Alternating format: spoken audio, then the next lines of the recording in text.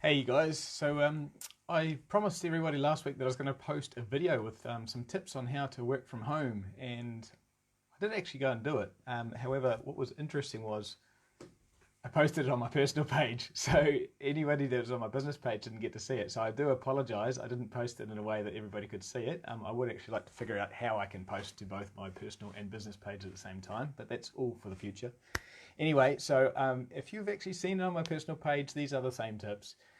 But I'll just run them through very quickly again for those that haven't seen it. This is major for us at the moment. We are entering an unprecedented time for everything that we're doing right now. This has never happened before.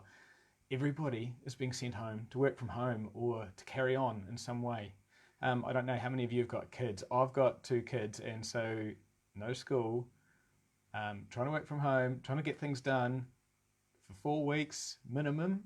It's 4 weeks at this stage. It's going to be an interesting time for pushing relationships, pushing the kids, pushing yourselves, trying to do work in a different way. So here's a few tips that I've got here. So there's some of you that will actually get very, very isolated. It's very easy to get isolated. There's something that's really cool about being able to be in a job where other people are around, going into work and connecting with people. So number one that I've got here, we've got 7 tips we're going to go through, and the number 7 is actually a really interesting one that is worth waiting for. But number 1 is connections. Getting on there, connecting with people, keeping in contact with your friends, keeping in contact with colleagues. Getting on there, video calling is massive. So as you can see here, you can see when you're talking, you can see my emotions, you can see what I'm thinking. It's very different to just being on a phone call. It's worth doing those video calls. Calling your parents, calling your family, calling your kids, calling people who you can, and actually talking to them, seeing them as face-to-face as you can. It's well worthwhile. So number 1 is connection. Number 2, time management. Time management. Let's see if we can see who's on here. Come on. It won't show me. Why does it always do that? So number 2, time management and discipline. It is key. Time management is massive for you. So when you're working from home, time management is going to be one of your most important things. So what I do is I've got my calendar. When I'm going through my day, I go through and plan out my entire day, including breaks, including lunch, including doing some exercise, including doing everything, putting it all down and keeping to it. Google Calendar, iCalendar is actually your best friend when it comes to this. Going through there, I can just put down blocks of time. And when I put down everything down that I'm trying to do, I know what I can do and what I can't do. If I'm trying to plan too much into my day, if I've got not enough planned in, I can arrange all of that. And putting that in there means that you'll get reminders for doing things. It is key to be able to be efficient, to work from home, to be able to do what you're doing. It is absolutely important for you to be actually sticking to those times, putting those time slots in there. Okay, from 10 till 10:15, I'm going to have a break. From 10:15 till 12 o'clock, I'm going to work on this part of my job. I'm going to be doing, for me, a live video or a presentation or something else, whatever else is going up for you. Put it in your calendar. Put every single activity into your calendar. You can see what your day is going to be like. You can plan it out. You'll keep to it when you're doing that. It's so important. Time management and discipline is going to be massive when you're working from home. You don't have your other co-workers around there telling you what you're doing or feeling bad for going to get a coffee or wandering around, mucking around when everyone else is working. It's different when you're at home. So actually getting that time management and discipline into it is massive. Number 3, location. Now, yes, you're at home. That's not the location I'm talking about. The location that you're actually going to work from. When you're at home, you're sitting down at your computer, just working away, you're on YouTube, you go through anything you want. It's very casual, it's very relaxed. When you're then trying to work from home, you actually need a different physical location. You need to change something physically about what you're doing to be able to switch from I'm at home mindset to the location. So you change that location, you're switching to I'm now in work mode. So we're just going through these tips for people that are popping on and joining this live feed. Well, number 1 was connection, number 2, time management, number 3, location, which is where we're up to. We're just going through actually how to create a location for your work, where you're going to work. So when you sit down in that location, you know that I'm going to do work. When I sit in this other location, work's finished, I'm now in my home time. Even if you're just sitting at the dining room table, sit in one chair for doing work, sit in a different chair for doing your home, other personal browsing and stuff like that. It's so important to create that change. Number 4 is actually dress for work.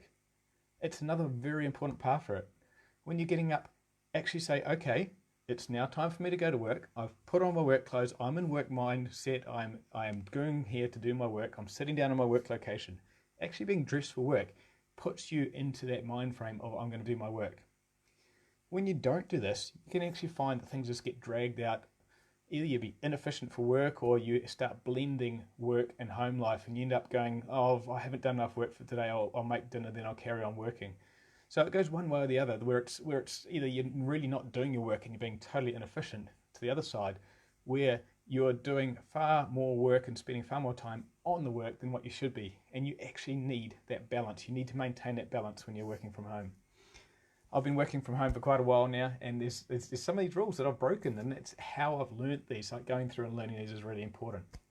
Number 5 that we're up to, breaks. Really important to take your breaks. Really important.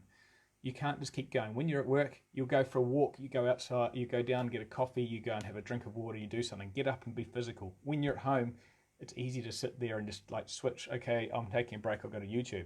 You actually physically need to get up and move. Get outside, go for a walk. I've got right outside my window here, I've got a bar that I put up so I can do pull-ups. Something physical. I've got a skipping rope out there, I can go do some skipping. If I'm really feeling disconnected, I've got my bike there. I can actually go take a longer break at my lunchtime break and ride around the block or ride up the road and get some physical activity in there. But taking those breaks are really important. Keep those breaks active. It's the thing that keeps your mind active. When you're out there getting that physical exercise, it's actually bringing so much more oxygen in. It's opening up your lungs, it's opening up everything, it's flooding your brain with that oxygen. And so when you take those breaks, take them properly, get some exercise, get that flowing, that air into you, get that oxygen flowing through you and feeling really good. Number 6 that we're up to. So we're up to number 6 of 7, we're nearly there. Food. Stick to your breaks for eating food. It's really easy. Food is so accessible at home. Make sure that you have set times when you're going to be having breakfast, lunch and dinner. If you want to have food in your breaks, know what you're going to do and stick to it. Don't just keep eating through the day. It's very easy when you're at home to get into that mindset of, oh, it's just there, it's I'm hungry, I'm bored. Eating when you're bored is so easy to do. When you're at home, it's so much more accessible. If you're going to be in New Zealand, home for 4 weeks, eating constantly, you're going to come back a different size. What do you want it to come back as? For me, I'm actually setting up a really good exercise routine while I'm going through these 4 weeks, and I'm actually going to see what I come out of it. I'm hoping to come out, a bit different, but different in a good way. What can you do with your breaks? What can you do with your food? How are you eating? How are you fueling your body?